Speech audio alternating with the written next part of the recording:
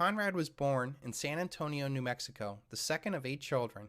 Before he was 18, Conrad worked as a trader, a clerk, a bellboy, and a pianist. By the age of 25, he had worked in politics and in banking. In 1919, following the death of his father, Conrad left the army and went to Texas. He had intended to take advantage of the oil boom by buying a small bank. Instead, he found bank prices prohibitive and hotels so overbooked that he couldn't even find a place to sleep. When one owner in Cisco, Texas complained that he would like to sell his property in order to take advantage of the oil boom, Conrad struck a deal. Conrad pulled together an investment group and the funds were transferred within a week. The Mobley in Cisco, Texas became Conrad's first hotel. The hotel was booked solid, and Conrad and his partner, L.M. Duane, rented their own beds and slept in chairs in the office. They also converted much of the hotel's public space into additional guest quarters. With the Mobley running smoothly, Conrad bought 2 more properties in Texas in 1920, the Melba in Fort Worth and the Waldorf in Dallas, named after the prized New York hotel. In 1925, Conrad built his first hotel to carry his name in Dallas. With expansions well underway, Conrad consolidated his properties into a corporation in 1929, the same year the stock market crashed. The El Paso Hotel was completed in November 1930 and opened with fanfare.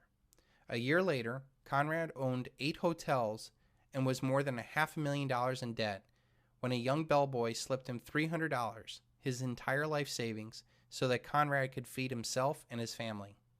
In 1931, the Moody family of Galveston, Texas, from whom Conrad borrowed, took possession of his hotels when he defaulted on a $300,000 loan. The Moodys then hired Conrad to manage their own hotels and his, known as the National Hotel Company. 9 months later, in 1932, Conrad and the Moodys decided to part. The separation, however, was in no way peaceful. The Moody family and Conrad sued and countersued each other regarding the terms of their agreement for separation, which Conrad claimed allotted him 1/3 of the hotels and 1/3 of the stock if the arrangement failed to prove satisfactorily. In 1933, while Conrad continued to battle the Moodys in court, the Moodys defaulted on a loan for the El Paso Hotel, and Conrad managed to raise the necessary $30,000 to buy back that hotel. In 1934, Conrad settled with the Moodys, who lent him $95,000 and returned the Lubbock, Dallas, and Plainview hotels to him. According to Conrad, while the Depression-era hotel owners saved less than 1 out of 5 hotels that they owned, Conrad emerged with 5 of his 8 hotels and was debt-free by the summer of 1937. That is the beginning of the global billion-dollar Hilton fortune. I've already beat Warren Buffett in the past 12 years, and I think that we're going to do much better than Conrad Hilton because we were aware and prepared for this collapse. Now back to how to best profit off this paradigm shift. A better plan, I feel, is not to sell your silver to buy income-producing properties. Let me remind you that these properties are going to be awesome investments, and they will have very little competition and extremely low price-to-earnings ratios due to the lack of credit. A better strategy is to borrow against your silver and acquire the income-producing properties. This surefire, tax-free strategy will be a win-win for us all. Conrad bought that hotel in 1934 at 1 times earnings, meaning that $30,000 loan he took out to buy that hotel outright was paid off in 1 year's time with the profits from the hotel. In 1 year, not only did he have no debt, but he probably had no competition, and even if he did, he would have had a huge competitive advantage over them since he had no debt. If we borrow against our silver to buy income-producing properties, theoretically, in 1 year's time, we would have all of our silver and debt-free income-producing property and no loss of investable assets. The best part about this is it's a very repeatable event. Now, before you get too excited about this idea, I have a much, much better idea that you're going to have to wait to the end of this presentation. But let me ask you a couple questions. Do you like where I'm going so far? Do you think that I've thought about this long and hard? Do you think that this is something achievable on a personal level? And do you think this information will dramatically change your life? And before I show you all my cards of the ultimate exit strategy, we need three important things first. They are the same three things our American founding fathers needed when they created the American paradigm: life, liberty, and the pursuit of happiness. A unique way of looking at life, liberty, and the pursuit of happiness is life represents your past, liberty represents your present, and the pursuit of happiness represents your future. When you have the freedom in all these tenses in your life, you are on your way to becoming totally free. If you want to build a new free society, we need all these freedoms too, but also on a much larger scale. I have created a way to make this happen.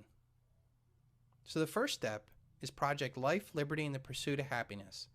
This is all about building an intellectual foundation for a way forward, and more importantly, a strong community to protect these freedoms.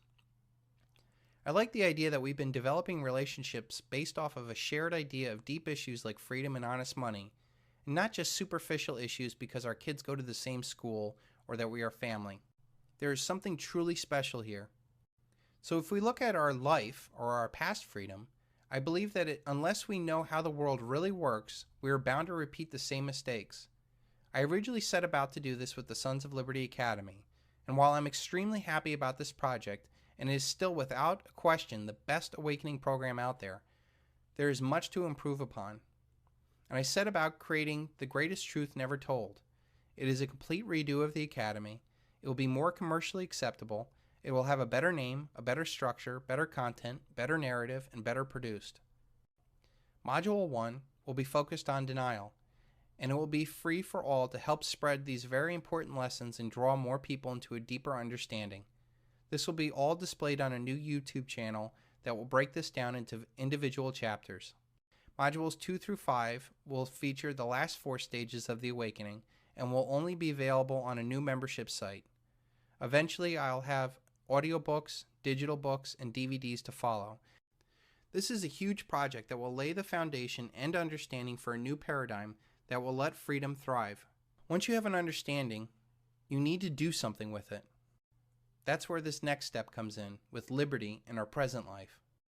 Here you will need the know-how and the perspective to get your house in order.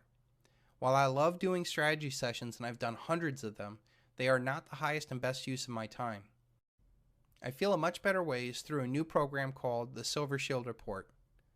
The Silvershield Report will be a weekly webinar going over specific issues in the news and address all the needs of our members. The Silvershield Report will offer unlimited email support only to those members of the report. This will help cut down on the hundreds of emails I get every day and better serve you on the most important issues shared by all. The Silvershield Report will also have frequent guests to keep the discussion lively and diverse. We will also have new thought-provoking exclusive content that will not be available to the public. In fact, the only content that I'm going to furnish to the public are articles like 10 Reasons Why or teaser videos that will help draw people to new ideas. I have realized that talking to people about deep issues that are still in denial is not the highest and best use of my time. The Silvershield Report is a must for anyone who wants to stay ahead of the curve and develop leaderless resistance in their part of the world. The final step is Pursuit of Happiness. And this is going to be in a new group called the Maverick Mastermind. Let me just say that this is not for everybody and is for serious investors only, but is one that I am most excited about. This roundtable discussion will be moderated by me personally twice a month. Here we will develop the relationships and work at the highest possible level, taking the most positive and dramatic actions both now and in the new paradigm. The discussion will mainly be focused on building business opportunities now and the future, so that we have a strong financial foundation to help further our cause. My expertise in running multiple businesses both in the real world and online, coupled with my unique insight into the future, provides an invaluable resource to those who would like to take their business to the next level or simply stay ahead of the curve. My hope is that this develops into a trusted circle that we can really count on when we progress. The Maverick Mastermind will be application only to ensure the highest quality discussions possible. So with all this in mind, let's see what we've built here over the last couple months. The first step really is for people in denial, and that's what Don't Tread on Me did. It was an active blog that put out new ideas of freedom and attracted people to our cause, and it was best to wake people up with. The next program was the Sons of Liberty Academy. This was a program that took the anger and replaced it with education. It was a formalized awakening program, and it was a completely free educational program designed to establish an intellectual foundation for a new free paradigm. It was for those that were curious but without the commitment. The Greatest Truth Never Told was designed for people who were going through the bargaining phase, serious researchers who wanted to support the cause. The Silvershield report is designed for people stuck in the depression phase of the awakening. People can only get out of the depression phase if they have absolute clarity of where they're going and they feel that they have the support of a community that sees the world the way that they do. We will have weekly webinars and unlimited email support to help guide you through this process. It is the best format to help the most amount of people to become aware and prepared for the next paradigm. The final program is the Maverick Mastermind, and this is for people who are in the acceptance stage, people who are looking to positively move forward to prepare for a new paradigm that they're almost looking forward to. This bi-weekly mastermind group will be led by me and will be small groups that will talk on the highest level. It's an exclusive application-only program designed for the serious investor who wants to work on the highest level of thought and action. And now for what I'm sure you've all been waiting for, the ultimate exit strategy. So the goal has been to leverage our tangible wealth into the next monetary paradigm.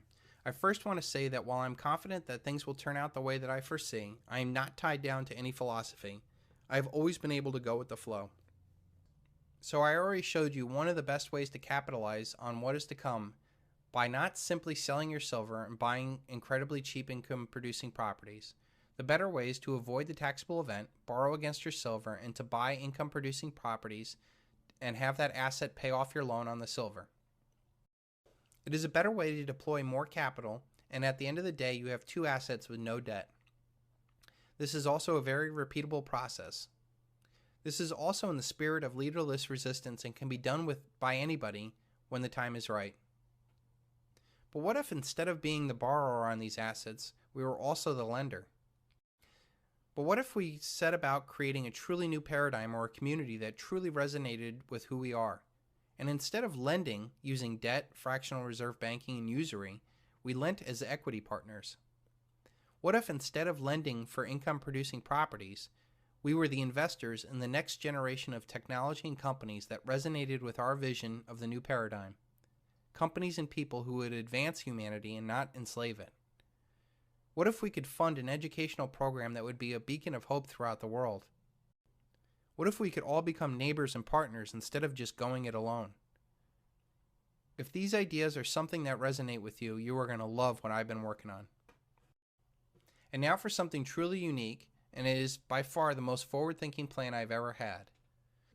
You all should know by now the real value of silver is magnitudes more than the paper price today. I have said that simply having 1,000 ounces of silver represents 10,000 days of hard human labor. From the earliest days of the Roman Empire, Roman soldiers were paid 1 denarius for each day of service, which was the equivalent of 1/10 of an ounce of silver. Factory workers were paid a dime for a day's work at the turn of the century. Even 2/3 of the world today, where debt money is not available, people live off of $2 a day, which is less than 1/10 of an ounce of silver. The ability for average people like you and me to be able to accumulate that amount of wealth is historically significant, and I know many of you have multiples of that, even that benchmark. Whether you realize it or not, we are going to have a network of extremely wealthy and, more importantly, honest and thoughtful people who did the hard intellectual work to invest in silver before the collapse. The Silvershield report, and more importantly, the Maverick Mastermind, is designed to leverage our individual power into something much greater. How awesome would it be to have a couple thousand silver owners who resonate with each other on a personal level to be able to partner with each other and help shape a new paradigm? This ultimate exit strategy seeks to leverage not only the wealth that we have, but the unique talents and the abilities that we have in this network. The ultimate exit strategy is to eventually create a bank with the silver that we have. In this next paradigm, silver will be money on some level or another, somewhere in the United States. Look at the 13 states that are already pushing for legal tender laws for gold and silver. And with the massive decentralization of power, I am confident that states will assert their natural rights to nullify any federal laws that would prohibit them from taking control over their local power.